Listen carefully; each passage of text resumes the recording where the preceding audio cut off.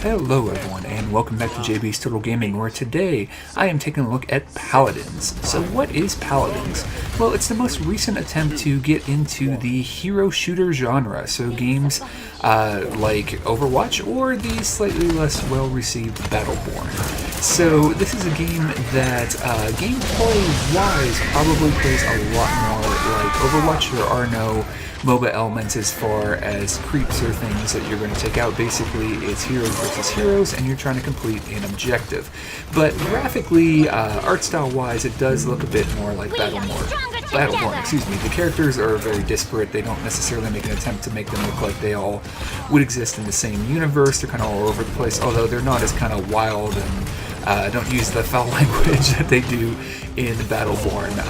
This game doesn't really have a single-player campaign like Battleborn. It is more like Overwatch in its design, where you're trying to complete objectives as a team. You can play against bots if you want, but basically it's very similar in its gameplay style. So why would you be interested in this game? Well, first let's talk about a little bit of the details of the game. So here you see at the beginning of every round, when your character dies, as you play the game, you'll earn currency and you'll be able to buy passives for your character. It is like an item shop like in MOBA, so that is similar to that. And then there's also a card system we'll get into a little bit. As far as the character breakdown, it is a bit different than Overwatch as well. There are kind of frontline characters and backline characters. They both could maybe be considered damage dealers, but frontline maybe are a bit more of a tank, but it is a definitely different breakdown, where there's support, where there's healing, but other skills in support as well, much like Overwatch. But then also there are flank classes that are kind of designed to get around the sides of your enemy. So right now we're playing as a damage dealing class that plays very similar to Pharah in Overwatch. Rockets. There are other abilities where this character can load all their rockets at once and then fire them in succession very quickly. They can boost them up into the air like Pharah. Their ultimate, they come flying in, and if they hit somebody as they fly in, they just take that opponent out, and then they can send this kind of flame ball that I believe increases damage on people that are hit by it. So here we're rocketing up and trying to get out of that big explosion. Overall, the characters, like I said, some of which are very similar to other characters in hero shooters, but some of them are pretty unique, and we'll take a look at some of those characters as well. I don't want to use the alternate here, and I take this character out and then turn back around. We're not going to look at the frontline character. When you play this game, this is a free-to-play game. If you don't pay for anything, you don't have all the heroes unlocked, so, which I guess you would expect in a free-to-play game. Though you can earn all of the heroes with in-game currency just by continuing to play the game. I didn't really like the one frontline character that I played as. It's not that the character was bad, it was a bad choice for the map when I played. I played really poorly and I didn't choose to put that footage on, but we do have a damage dealer, a flanker, and a support in this video. So, what do I like about the game? Well, overall, I think it's a very well-executed game. I think the graphics are nice. I enjoy it. I think the gameplay is solid. It's a very competent game, and that may be not the highest praise ever to say it's competent, but let me put it this way. If you do not like hero shooters, if you've played Overwatch or Battleborn and you're just not into it, this game isn't going to change your mind. It's very, very similar in gameplay. However, that gameplay is executed well, and that's a big thing. Gameplay is key. As far as art style, that's going to be your choice. I think it looks nice. You may prefer a different art style, but overall, I think it's well done. There isn't the Blizzard level of polish.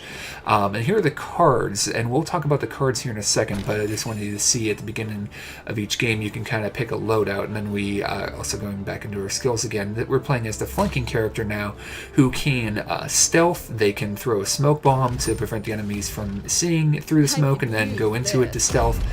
They have poison darts as well, and then kind of a rapid fire crossbow darts. That's their regular fire. So this character is going to play a little bit differently, and we're starting off in the middle here, and I'm using my alt. I believe I sneak in and then drop my alt, the bomb down, and then try to get out, and do pretty well here. But throw some smoke behind me as well to cover my retreat, and we end up taking out most of their team. So here we've got to see a couple of different character types. Let's talk about the modes of play.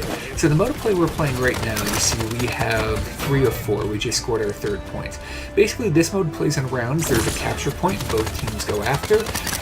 Whichever team captures the point gets a point and then has to move a payload. If they get the payload up to the end, they score another point, and it's the first team to 4 points. So if you capture the point and then get the payload there 2 times in a row, the game's over.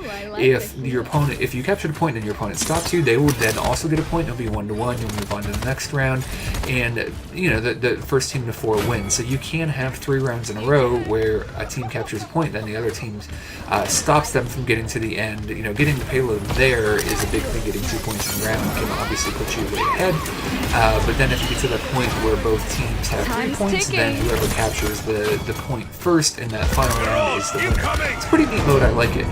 Then there is just a traditional payload mode. In this mode, though, both sides play. They try to push the payload. And I actually prefer the way this is done to Hearthstone, not Hearthstone, a different Blizzard game, sorry, Overwatch, where basically if you both push it, whoever gets there faster wins. You know, you have the amount of time that, let's say your opponents did it first and they got there a certain amount of time, you have that amount of time to do it. If you don't do it in that amount of time, you lose. If you get there faster, you win. If you both don't get there, whoever gets there the furthest basically gets it. So those are the only 2 play modes right now. I'm not sure if they're planning on adding others, but it's both a positive and negative. I think both of those play modes are well done. I enjoy them. I like the way they're executed, but those are your only options as play modes. So overall, this is a game that is free to play. So if you enjoy hero shooters, if you enjoyed Overwatch, and here we'll talk about this other character in a second here, this is the character I probably enjoyed playing as the most, then hey, check this out. It's free. Maybe you're tired of playing Overwatch and you want something different for a little bit for a break. If you didn't play Overwatch because you didn't feel like paying for it, well, here's your chance to try out one of these games for free that plays similar. So this character really quickly has an ability to drop down these decoys of herself, and then these decoys will heal nearby allies. Nice little ability. Her alternate fire actually basically triggers those decoys to go and attack opponents, and they blow up for like 500 damage. I think she can have 2 down at the most, and then she can also swap positions with one of the decoys, which is pretty cool. And then she has an alternate that is kind of a healing thing. I don't remember exactly what it does off the top of my head, but I really enjoyed playing this character. There are some characters that are kind of carbon copies of other characters, but some characters that are pretty unique.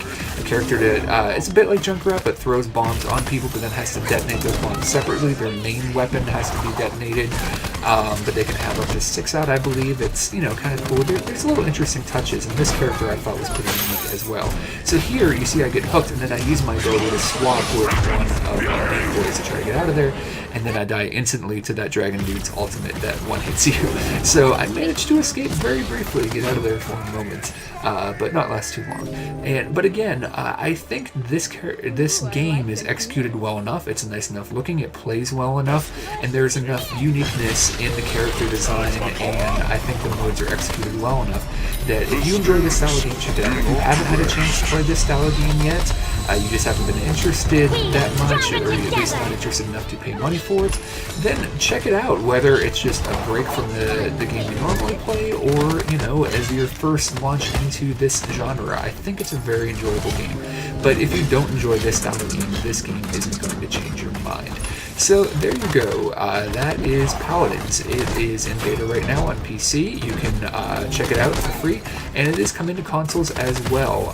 As far as the cards though, that's a big thing we do have to talk about, and I said I was going to talk about, we're going to talk about it now. So basically, you start with a base set of cards for all the characters, and with the money you earn in-game, you can get all of the other characters eventually. By playing long enough, you can unlock all the other heroes. There are skins and other things that you buy with the premium currency that you pay for in the game. There are also loot boxes, and in these loot boxes you can get cards, and you can use the premium currency, obviously, to get more loot boxes.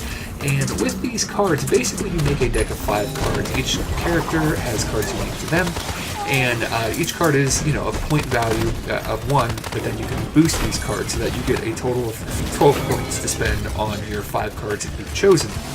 and they buff different abilities, basically. So this game in general, I don't think is super pay to win. There aren't characters behind paywalls you can only get with premium currency. You can't get like objectively better weapons or anything like that. But I haven't played around with the card system at all, so there may be cards that are just flat out objectively better than others. So by using a lot of the currency, you may get kind of a power boost, or even if that's not true, and I'm not saying it is true, I don't know, but there also may be cards that better suit your playstyle at the very least that you would have to spend premium currency in order to unlock. So that's kind of another money-making thing for the game, is you can unlock heroes and other things with the premium currency or the in-game currency, but other things like loot boxes, skins, and that, you will have to use the premium currency. So overall, I don't think the business model is bad, but I'm not a fan of the card system. It does add an interesting layer of complexity, and this game does have some complexity with the boosts that you buy at the start of each round, or if you die, if you have enough currency within the game, like an item shop in a MOBA, and with these cards where you build a deck to kind of suit your playstyle. But getting more of these cards quickly means you do get these loot boxes for playing the game, but you only get a certain number. If you want a lot of them to play a certain playstyle, you can pay more money, and I'm not a huge fan of that, but it is a free-to-play game, so I do expect something like that to be in the game. So overall, I don't think the business model is terrible. I don't necessarily think it's great, but I don't think it's the worst I've ever seen ever. And like I said, a pretty competent game. I think definitely worth checking out if you're new to the genre or enjoy the genre in general. So thanks a lot for watching. Hopefully you guys enjoyed. We'll be back with more video game and board game content, games you might not have heard of, or on the rare occasion I pick up a AAA game, I'll give you my thoughts. If you enjoyed, leave a thumbs up, leave a comment, and we will talk to you guys again soon. Bye.